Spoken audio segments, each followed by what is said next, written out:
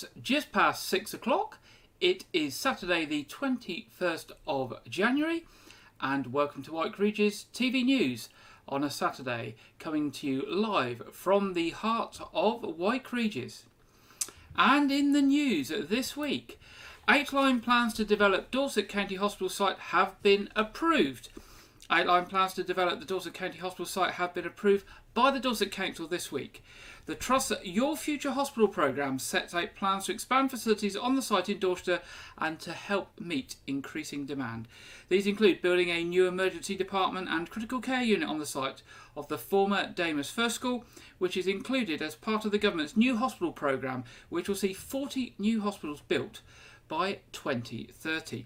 The 8-line plans also take into account the Trust's longer-term aspirations to improve the hospital's main entrance, provide integrated care and offer key worker housing for staff. Nick Johnson, who's the Interim Chief Executive of Dorset County Hospital, has said, "This is an exciting milestone for DCH and brings us a step closer to expanding our site, including building a brand new emergency department and critical care unit. Our hospital is busier than ever, so investment is vital to allow us to provide the highest standards for care for many years to come." The new emergency department and critical care unit will have a dedicated children's area and an enhanced recovery service and a mental health suite as well. We will have more beds and the facilities we need to care for our sickest patients. It will also allow us to repurpose the existing spaces to help us meet the rising demand for other inpatient services. The Trust will now prepare detailed designs and submit them to Dorset Council for approval, with the new emergency department and critical care unit being the first major scheme. Subject to full business case approval by government and the full planning submissions being granted, construction work is hoped to start in 2024. Work to demolish the former Weymouth School building will now begin in the spring. This will allow groundworks to be carried out to prepare for the development work. Now, South Western Railway customers have advised only to travel if essential between Basingstoke and Woking due to the major landslip, which we can see in the picture.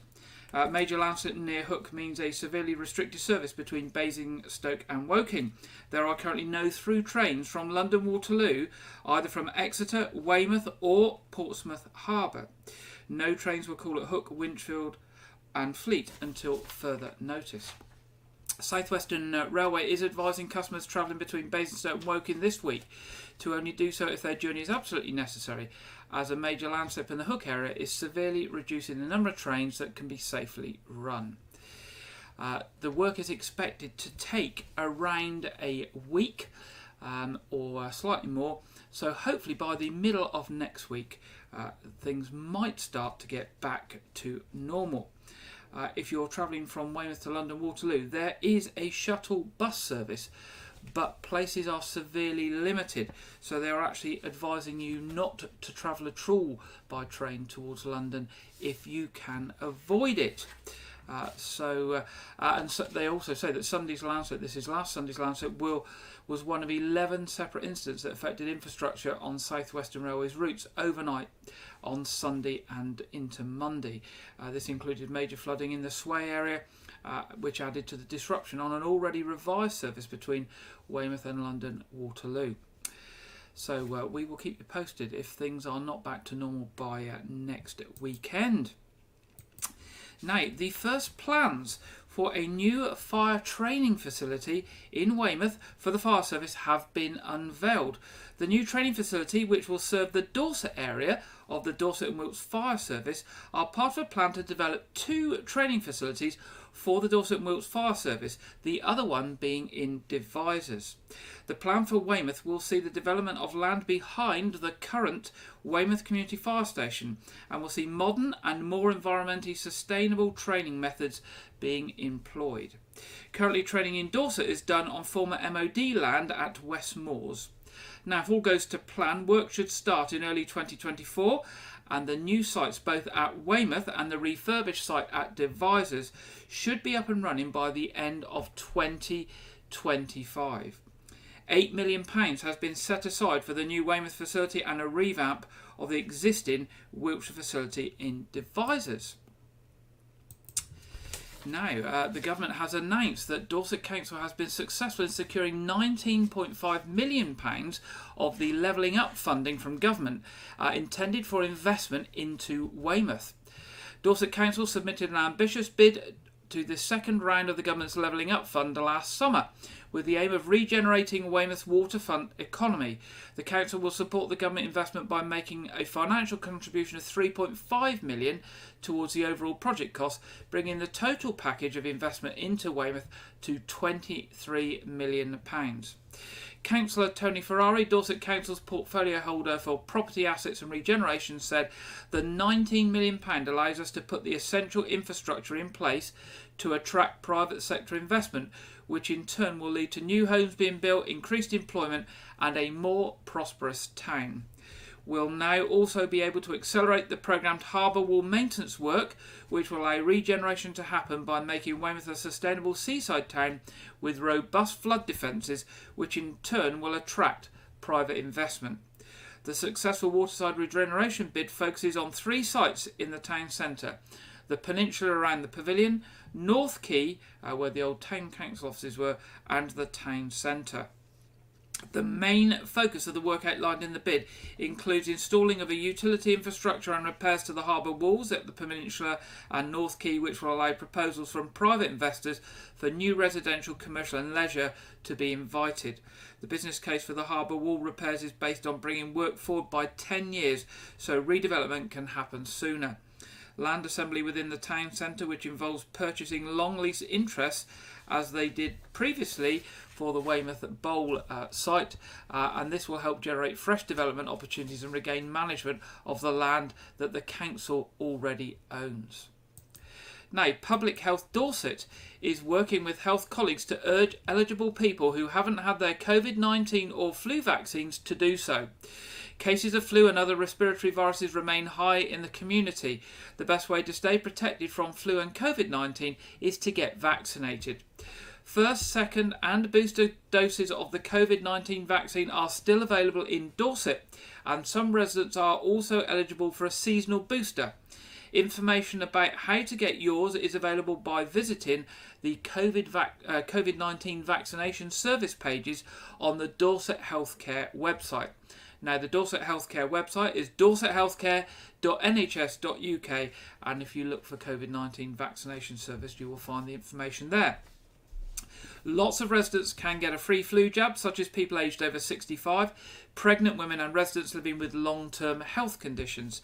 All primary school children and some secondary school children are eligible for flu nasal spray vaccinations this year, which is usually given at school. Information about school immunisations can be found on the Dorset Healthcare website under school immunisations. Parents and carers of children aged 2 and 3 are encouraged to get a free vaccine for their child. This flu vaccine is also a nasal spray with no needles involved. Most young children will not have encountered flu yet, particularly as it was largely kept at bay by COVID-19 restrictions in the past few years. This means they will not have built up a natural immunity to the virus. So it's particularly important for them to get a flu vaccine this year. Now, if you want to know more about flu and the flu vaccine, you can also look at the national NHS website at www.nhs.uk/flu, and that's FLU. Proposals for improving Weymouth seafront have been heavily criticised by local councillors, with one describing the plans as botched. The Weymouth seafront master plan was described as a waste of council tax money by members of the Town Council Services Committee. Weymouth Town Council commissioned consultancy firm Hemingway Design, led by celebrated designer Wayne Hemingway, to draw up a blueprint for enhancing the seafront and beach area. The council allocated £25,000 of its reserves to cover the cost of the development of the master plan and enable the commissioning of any required consultancy services. The document, which contains proposals for different sections of the seafront and promenade along a stretch of coast from the Pavilion to Lodmore, follows a survey in which local people and visitors were asked for their views. But much of what has been proposed cannot be delivered by the Town Council unless the authority is able to get other partners on board. Concerns have also been raised that the project does not include any costs. Councillor Ryan Hope gave assurances that a plan for the seafront will eventually be delivered, but said more work is needed, including more engagement with locals. He added that the consultants were not willing to listen to any suggestions from the public, as they believe they know, that's the consultancy company, what Weymouth wants. After the meeting, a spokesman for Hemingway Design said the firm went above and beyond to deliver the best possible outcome for Weymouth. But councillors learnt that in order for the plan to come to fruition, changes to road layouts and pavements would be needed to be made by Dorset Council, who, according to Councillor David Gray, have not been spoken to at length about this. Describing the Hemingway draft master plan as botched, Councillor Gray said the report by officers was the most disappointing he'd seen in 3.5 years. Given that we signed off council taxpayers' money to get this report, the guy completely ignored the instructions, he added.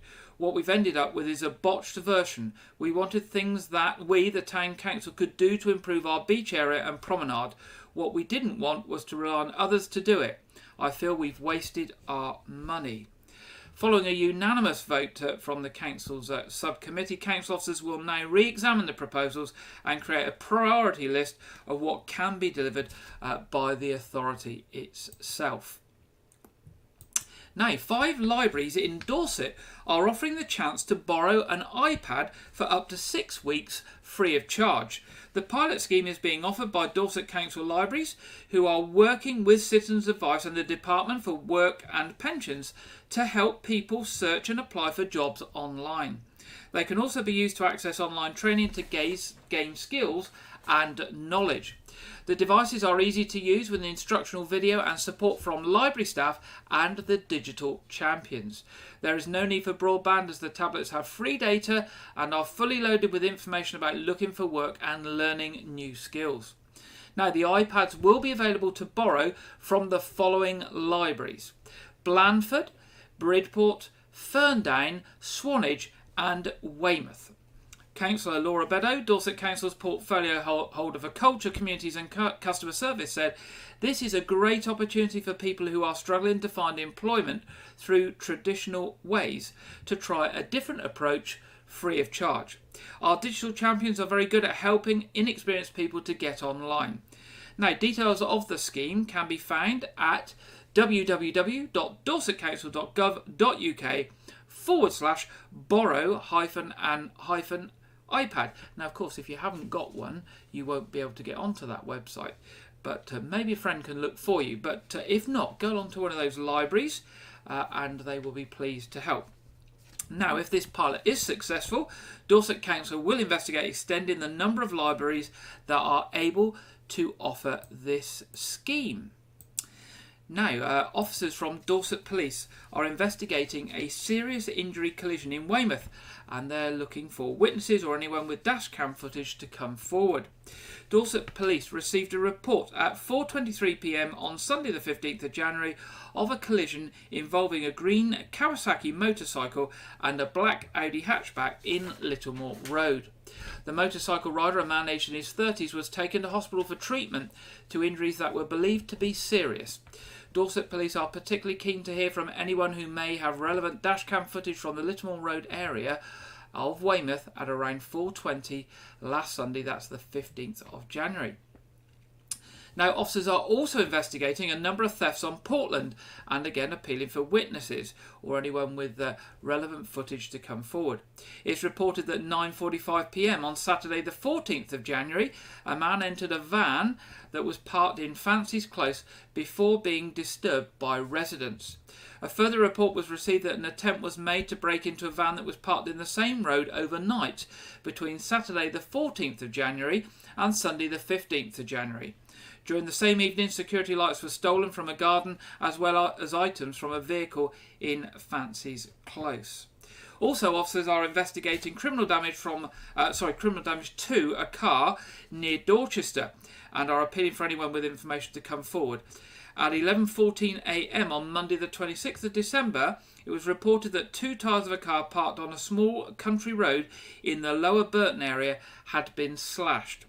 If you can help with any of these incidents, have any dashcam footage, CCTV footage or home doorbell footage, please contact Dorset Police either on 101, or if you wish to give information anonymously, you can do this through the Crime Stoppers charity on free phone 0800 555 111. That's 0800 555 111. Now, voters will need to show an accepted form of photographic ID next time they go to the polling station to vote. Whilst there are no planned elections in Dorset Council area until May 2024, now is the time to apply if you need to get photo ID, and in case there is a snap election or by-election at any time before then, so that you are ready before 2024. Now, it's a new requirement to show photo ID at the polling station, and it was introduced by the UK Government Elections Act, which came into effect for the first time in May. Acceptable forms of ID include a UK or EEA or Commonwealth passport, a UK EEA or Commonwealth driver's licence, and some concessionary travel passes, such as an older person's bus pass. Voters will be able to use expired ID if they are still recognisable in the photo. So if you've got an old passport that's out of date, but it still looks like you, that will still be okay. Now, a full list of accepted ID is available on the Electoral Commission's website, along with more information about the new requirement and details of how to apply for a free ID if you haven't got anything else that's acceptable. So if you haven't got any of these acceptable photo ID, the government is going to provide free ID for you. To get more information, the website is www.electoralcommission.org.uk/voter ID. So if you don't have anything suitable, you can apply for a free voter ID document, which is going to be known as the Voter Authority Certificate.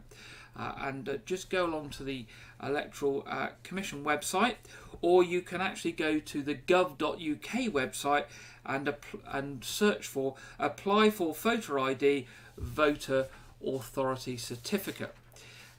Don't forget also, if you are a younger member of the community and you haven't registered to vote yet, so if you've recently approaching 18 or got to 18 and you haven't registered to vote, you need to register to vote, and you can do that at www.gov.uk/register-to-vote. So that's quite important to get that going as well. Now, last week we covered that Dorset County Hospital's maternity service had been performing well in a national survey done by the CQC, the Care Quality Commission. By way of an update, we have learnt this week that in fact they had the best results in the whole country for the CQC maternity survey. So a big congratulations there to the maternity services team at Dorset County Hospital that not only did well in the CQC survey, but actually got the best scores in the whole country in that survey.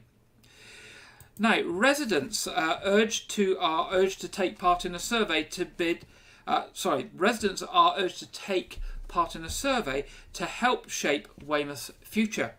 As Weymouth continues to grow, people have a golden opportunity to help shape its future, including what sort of development and where it should be, protecting our green spaces and things like improving cycle routes. And that's the message from Councillor David Northam, who's chair of the Neighbourhood Planning Steering Group, which is tasked with working with residents to draw up Weymouth's neighbourhood plan. This will become a key policy document that is used to make decisions about future planning decisions in the area over the next 17 years. So it's vital that local people have a say on it now. After a really positive response to a consultation held this summer, the steering group has launched a survey to ask key questions on land use, as there needs to be a balance between protecting important community and natural spaces and also identifying land for future homes and jobs.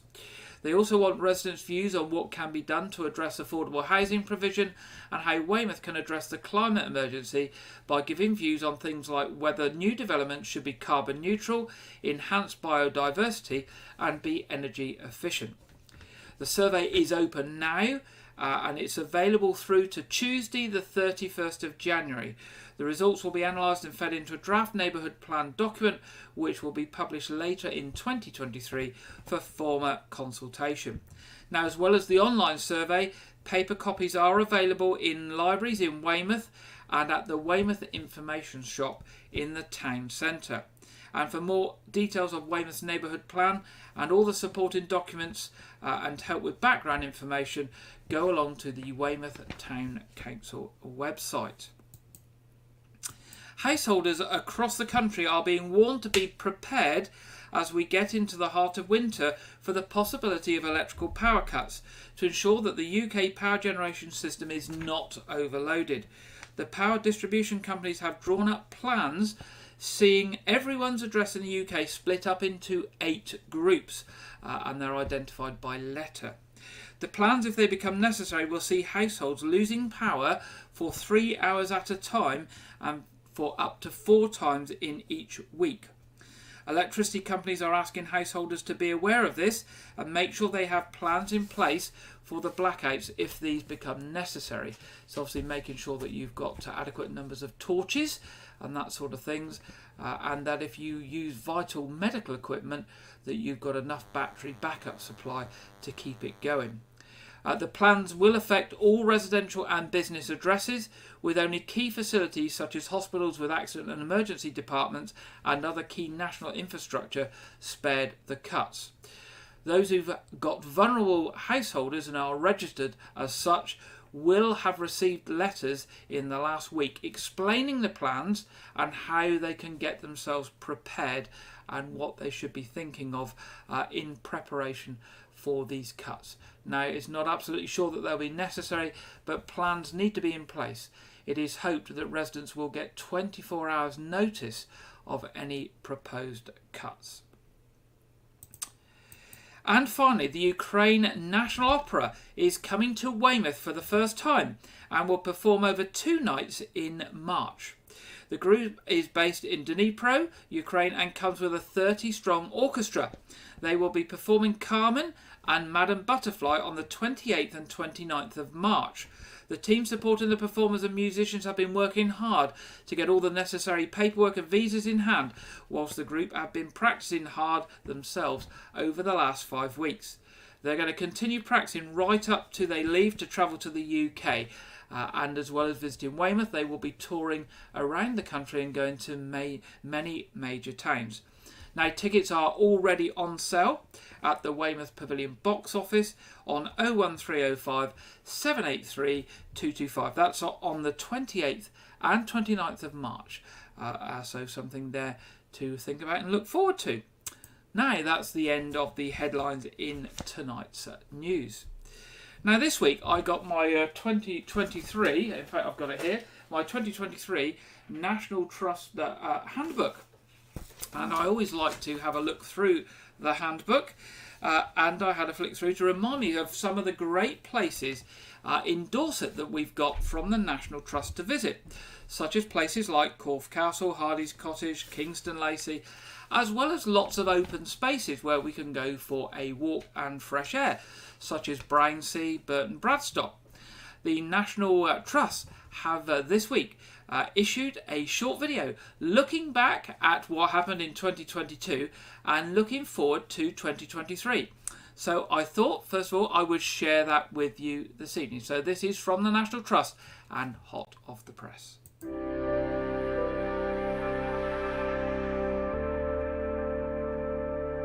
For 127 years, generations of volunteers and staff have lit the lamps,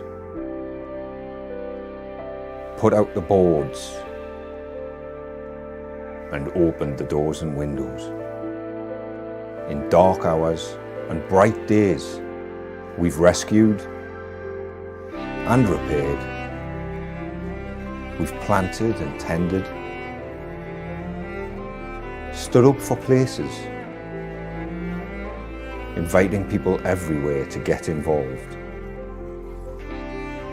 In 2022, your support has helped us to protect nature and history in hundreds of places and on thousands of projects, offering people enjoyment, respite and a chance to reconnect with people and places that they haven't seen over the last few years, or finding new places and stories to discover, because beautiful places matter now more than ever as the climate changes. In 2023, we plan to do more for houses, collections, for countryside, and all the way around the coast. But we can't do this without your help. Let's keep coming together and make sure these places and their stories are here long into the future. For everyone, forever.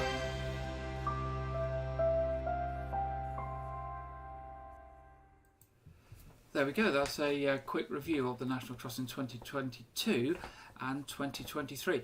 Now, of course, the National Trust has got all sorts of different types of properties, from castles and forts to country houses, to countryside parks, nature reserves, nature trails, you name it, they've got it. And the latest handbook for members has got 450 pages of information. And the handbook's really, really good, because particularly if you've got accessibility problems, if you're disabled in any way, it gives you all the information you need to make sure that your visits are easily planned. It tells you about parking, accessibility of the properties or the nature trails, and everything you need. Of course, if you're not a member of the National Trust, you can still visit these properties, and you can get information on the National Trust website, nationaltrust.org.uk. But of course, if you are a member and you've got your book, do look and see some of those fantastic places you can visit.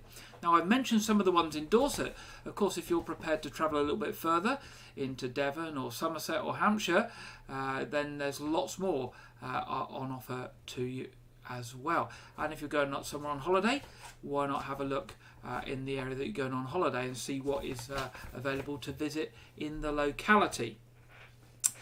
So that's the National Trust. So moving on, over the last year we have had quite a few reports from Wayne at Everything Dorset, and Everything Dorset literally does focus on businesses and organisations and places in Dorset, and looks to share some of the secrets, if you like, with the people of Dorset.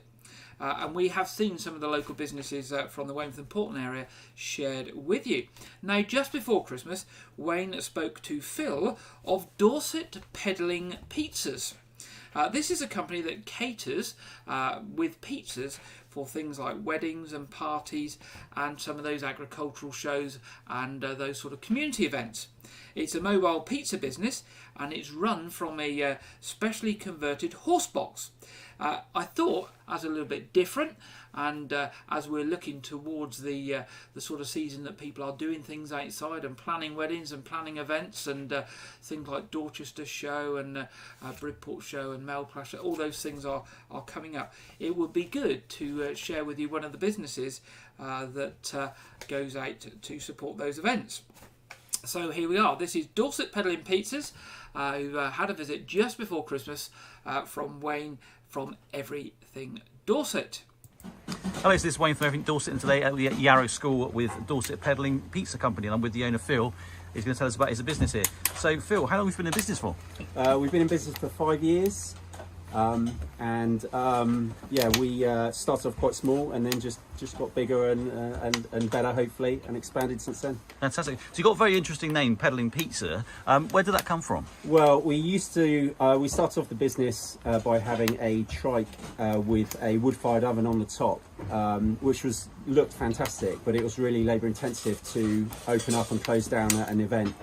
So after we traded the first year, we switched to the horse box, but because we had quite a following on Instagram, primarily we just kept the name, so that's why it's Dorset Peddling Pizza Co. Oh, great story. So you basically mainly do events. So you do weddings. Can you tell us about those? Have you got? Yes, we do mostly private things. We do weddings, and it's a bit different from weddings. They're larger pizzas. It's buffet style. Yeah. But the bride and groom choose what pizzas they want to have, and we also, if they want to, get them to cut a love heart pizza, so a pizza in the shape of a love heart, at some point in the evening. So that normally goes down well, and they like that.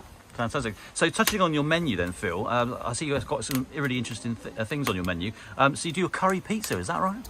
Yeah, we like to have a bit of a play with pizzas and try new things. So one of our pizzas is called Curry Night, and basically it's a tikka base, and on top of that is onion bhaji, red onion, and some mango chutney, fresh coriander, and obviously cheese, and it just tastes incredible. It's like eating a curry on a pizza. Oh, fantastic. So what things have you got coming up this Christmas? Have you got any more events on other than today? Yeah, this coming Saturday we've got Christchurch Yuletide Festival, and then on Sunday we've got Ringwood Lights Switch On. But again, like I said, most of our stuff is private, so it's quite hard to catch us out and about, to be honest. Yeah. So if somebody was looking to book your van, how would they do that? Would they do it online?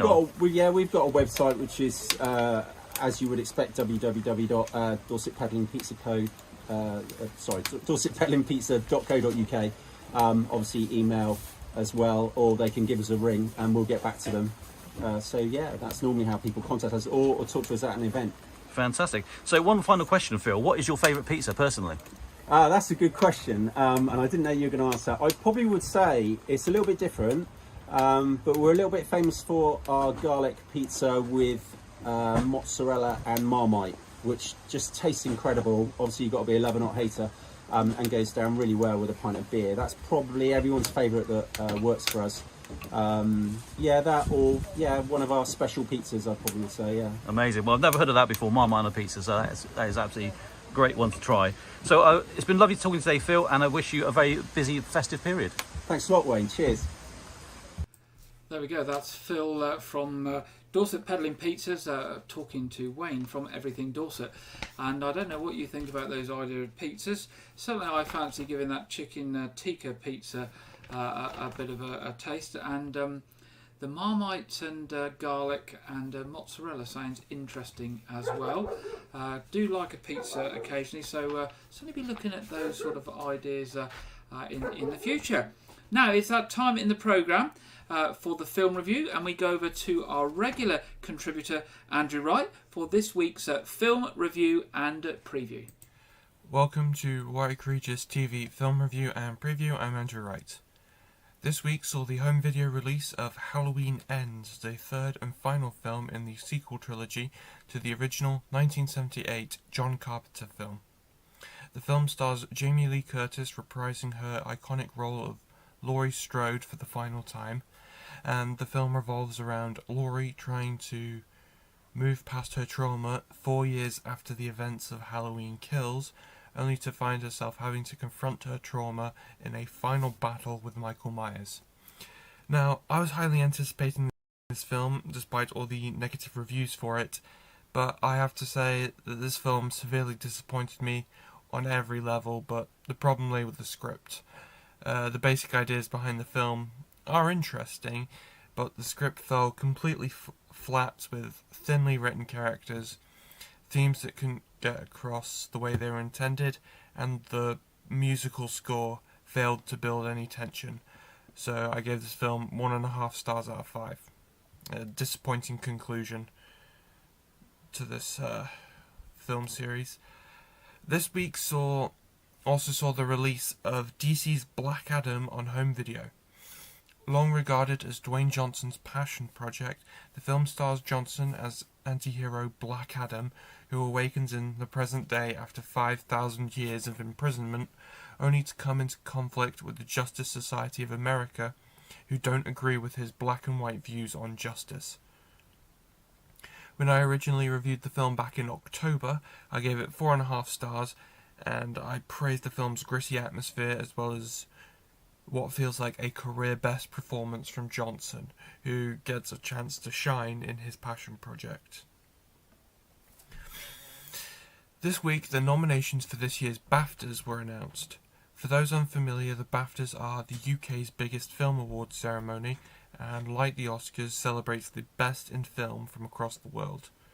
Now, this year's nominations are certainly surprising, as there were a few different bits, but also this award season's favourites were also on the list. Steven Spielberg's The Fabelmans was shut out of most major categories except for Best Original Screenplay, and German-language World War I remake All Quiet on the Western Front received the most nominations this year, including Best Film and Best Film Not in the English Language. Everything Everywhere All at Once was also featured in all major categories predictably, with Angela Bassett for Black Panther and Ke Huy Quan for Everything Everywhere All at Once also adding to their collection of Best Supporting Actor or Actress nods this season. As the BAFTAs are typically the biggest indicators for what to expect for the Oscars, this race is starting to become anyone's game. The full list of nominations go to BAFTA.org, and you should be able to see the full list of nominations. That's all I have for this week, but be sure to check back next week where I will discuss this year's Oscar nominations, and quite possibly a horror movie released back in October, Pray for the Devil. Now back to Gary in the studio. Thank you, Andrew. And news there of the BAFTAs and the Oscars coming up. So it is that award season, and Andrew will keep us up to date with that and let us know what's proposed or what the media are thinking is going to happen. And then obviously we'll share with us the winners when they do come out. Okay, it's that time in the programme now where we go over to the Met Office for the weekend weather forecast. And this week we are joined by Jonathan Vaultry. So over to Jonathan now. Hello there. Congratulations, you have officially made it to the weekend. It is a bit of a mixed picture for us. Some of us have some sunny spells, but there is also a fair amount of freezing fog around first thing this morning. There's murky shots here in Birmingham. As we move into the afternoon, the freezing fog will continue to disperse. So a good number of sunny spells for England and Wales, perhaps the odd fleeting shower for the coast of East Anglia and Kent. For Northern Ireland and Scotland, though, the cloud is going to be much more persistent. Spits and spots of rain and light drizzle throughout the rest of the day, and more of a persistent breeze as well, particularly for the Northern Isles and Western Isles, where we'll see some coastal gales. Wrapped up in all of this cloud, though, is some milder air, so temperatures will be 7-9 degrees across the northwest, but we'll be struggling further towards the east, maybe only 3 or 4 degrees across central and northern areas of England. Where we see those cold temperatures by day, we're going to see cold temperatures by night as well. Where we hold on to those clearer skies across England, the frost will redevelop, as well as some freezing fog patches, perhaps more likely now from Cambridgeshire down towards Surrey. Further to the north and west, the cloud will push its way into western areas of Wales, northwest areas of England, but it will remain particularly persistent for Northern Ireland and Scotland, with perhaps some more persistent rain pushing in here now as well. It will be, though, continuing to stay mild across the north and west, perhaps temperatures staying where we saw them by day, really, but further towards the south and east, turning bitterly cold once again, perhaps as low as -6, -7 degrees in some rural-prone spots. So a pretty cold start in the south-east, and will be a murky one as well, with those freezing fog patches perhaps slow to clear throughout the day, but eventually some brighter skies coming through. The cloud and rain pushing its way gradually further eastwards now into Wales and northern areas of England. And as that rain pushes its way across the Grampians and southern uplands, it could fall as freezing rain, and that might cause some icy stretches over higher ground. So do just take care if you are heading out here. Otherwise, the breeze will eventually ease down across the northwest, but that's just going to allow the cloud to lower a bit more across Northern Ireland and western Scotland. So hill fog certainly possible, and it will turn rather murky here. Staying mild, though, underneath that cloud, so highs of 10 degrees possible across the likes of Stornoway, but again, will only be around mid to low single figures across southeastern areas of England. We retain that northwest-southeast split as we move throughout Sunday evening. So again, the frost returning further towards the south and east. Whereas for Wales, northern areas of England, now that cloud has pushed its way in, perhaps a reduced risk of frost as we move into the start of the new working week.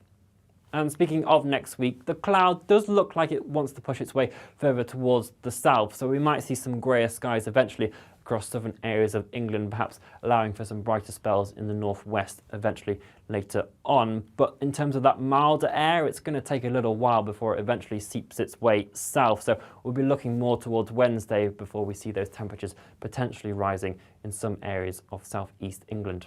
You can, though, of course, keep up to date with the full forecast for the coming week by following us on all of our social media sites, and we'll be back with you shortly. Bye-bye. Thank you very much there, Jonathan, for the weekend national weather forecast. Now, looking to see what's happening for the week ahead in the Weymouth and South Dorset area. Here we go. Here's the weather for the week ahead. So it looks like it's going to be quite cool, quite dry, which is nice. Warming up a little bit towards next weekend, but not getting too warm. So seem to be between about -1 and 9 for the whole week. But the news is it's going to be dry, which is certainly to be welcomed by many people. So that's good news there on the weather. Now, moving to our What's On. Coming up, we have got at Weymouth Pavilion tomorrow, Sunday night comedy with Jade Adams. Then 27th of January, Thank You for the Music, ABBA Tribute. 8th of February, Shakespeare by the Sea Festival. 10th of February, Lionel, the music of Lionel Richie. 16th of February, Spirit of the Dance. 25th of February, the UK Pink Floyd Experience. And don't forget, at the end of March there, the Ukrainian National Opera here for 2 days. Now, the No Fault have got a World War II week. On half-term week, 11th of February to the 19th of February. Lots of things happening over those 9 days. Lots of reenactment and naffy stores and all sorts of things going on there, assault courses and what have you. Things to do for the whole family there at the No Fault. And then on the 11th of March, they've got their Springtober Fest, a beer festival there with local beers and probably ciders as well, I expect. So they say get your loader hosed on and prepare yourself for the No Fault's Springtober Fest. Now, Arts Reach, we mentioned the set menu, The Best of George Egg.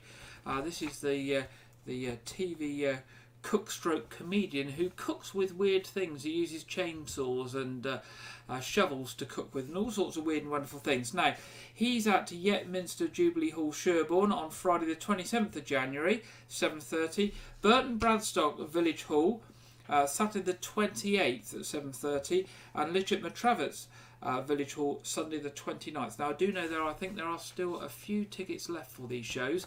They are almost full though, so if you fancy a different evening out, something with a lot of talk, a lot of comedy and actually cooking going on live in a different way, then a set menu by the George Egg is actually something to look out for.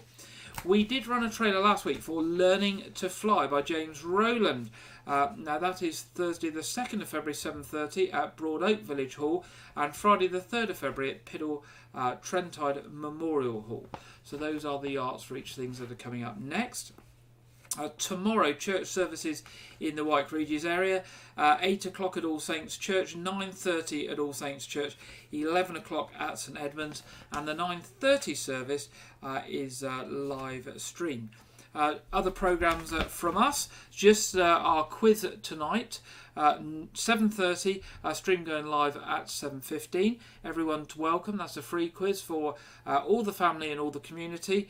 Everybody who wishes to join in is free to do that. And if you missed last week's A Year Gardening with Clive Gray, talking about what he has planned as garden projects for this year, that is still up there on Facebook and YouTube, that you can actually play it back at any time. Now, looking at traffic and travel and planned roadworks in particular, this week, or starting, in fact, the week after this week, 30th of January, the junction on Lanehouse Rocks Road and Fremantle Road by the the petrol station and the chemist there, will see the start of 14 weeks of roadworks with traffic control. This is going to cause major disruption at the busy times during the morning travel time and the afternoon travel time and school pickup time. So do be aware of that. That's 14 weeks from the 30th of January to do a new junction and put traffic control in at the junction of Lanehouse Rocks Road with Fremantle. That's by the chemist there and the petrol station. Now, other roadworks this week that will cause disruption and will have traffic control are Wyke Road, Radipole Lane, Weymouth Way, Hereford Road, Dorset Road up by Morrison's. That's been there this week, and that's again causing significant delays and tailbacks down towards St John's Church, Chisel on Portland, and Park Estate Road on Portland. And as we said earlier, quite a lot of disruption on the railways. That major collapse of the embankment and the line in the Winchester area continues to cause ongoing problems. Of course, we still don't know what's happening ongoing with the strike. So the message with the railways is do seek advice, do look at the websites and information before you plan to travel by rail at the current time. Now that brings us once again to the end of our Saturday news programme. It seems to come around very quickly and disappear very quickly when the programme is going out. We will be back with you next Saturday at 6 o'clock. Don't forget, we always want to hear your news reports, information on your events or anything you're fundraising for, anything that you wish to share with the community in Wyke Regis, Weymouth and Portland and South Dorset and beyond. You can email us at any time at news@wykeregis.tv and we'll be very pleased to hear from you. I hope the rest of the weekend is good for you, and I hope you have a good week ahead, and I will be back with you next Saturday at 6 o'clock. Good night.